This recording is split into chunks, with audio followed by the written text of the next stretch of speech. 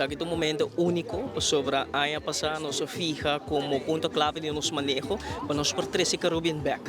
E nós logra Aya Pasa com primeira edição e maneira nos visa nos hace compromisso com a área de San Nicolás, com nos gente de San Nicolás, com o Festival de Caribbean, lota uno estrutural e lo tem continuidade. Caribbean tá back, Caribbean a regressar e Aya aqui a trobe e 28 de maio nós vai ter nos primeira edição pe Aya aqui. E essa aqui também é único sobre Caribbean tá festival com 13 gente junto. Caribbean tá cria união e tá brinda oportunidade econômico, pero mais importante é uma experiência cultural, é uma experiência autêntica para os visitantes, nos huéspedes, quando vêm a Aruba e quer buy back ng destinação com taste de que tem identidade de Aruba, que tem identidade de San Nicolás. E de festival de Caribbean, bota hanya diferente elemento. Bota hanya música, bota hanya baile, bota hanya comida, bebida, obra ng dimang, gente nang bota bini junto, bota sinti e calor e vibração de nos gente nang. E ita eleva e do na vida ng área, e de caso aqui do na vida na San Nicolás. E para nós, hobby importante tá com o Caribbean Festival, tá uma expressão de nossa cultura e tem uma expressão de nossa cultura que nós apresentar e que nós quer compartilhar com os turistas. Pero é evento para nós local e turistas para não por vir junto e não por encontrar outro.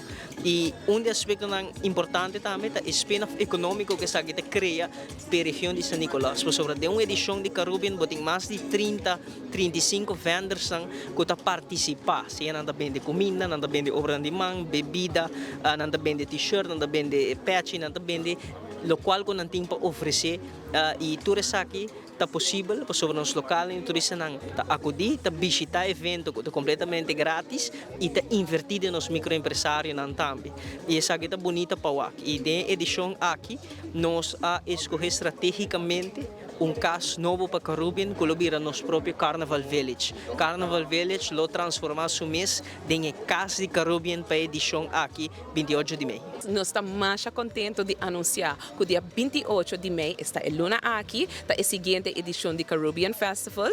E a noite aqui vai estar exclusivo, que vai ter diferentes actos para DJs e diferentes local bands. E também nós vai ter international soca artist, está Mikael Teja. Nós estamos super orgulhosos por anunciar e apresentar o line-up aqui. Nós vai ter também Groove Masters, nós vai ter Ataniro and Band, nós vai ter Touch of Steel, que é a orquestra mais grande de steel pan na Aruba. Nós vai ter também mais DJs, DJ Ellie e mais para confirmar.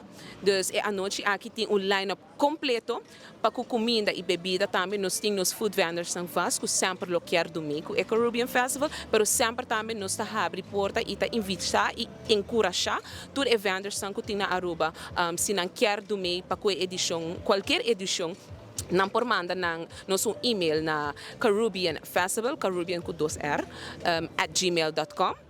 Para não por registrar e o não tem todo requisito para por formar parte do evento.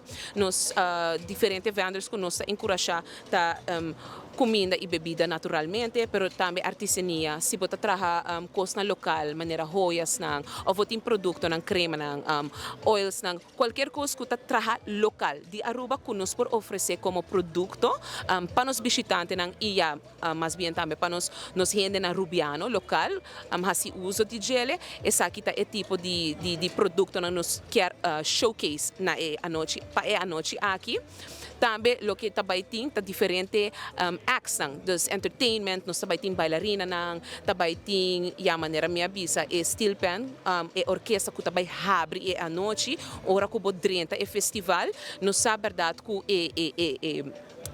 como é bisa é venue tá mais grande, pero essa aqui tá para sobre que nós está quase seguro, nós está super seguro que é DJ e international, headlining artist que nós temos está Michael Teja, também track sua renda e ele vira também a noite llena com música, com bailamento, doce comida e para tu rende uni viaje más y también enjoy lo que Pariba tiene ofrece. Nos quero invitar gente do pueblo de Aruba, você sair com vossa família, para sobretudo family friendly event, sair com amistad, você será vosso grupo, para você vir para Pariba, marque de vosso calendar 28 de maio, Caribbean Festival, e evento está completamente grátis e a trobe nos também tem line-up completamente packed e nós temos international soca artist que é elemento para mim super attractive e great está Mikal Teja você não sale a noite aqui bem suporte nós também tem diferentes vendors também a noite aqui que está fazendo esforço para demonstrar um produto não des não tá queda nada outro para você não bem 28 e 7 riba já whips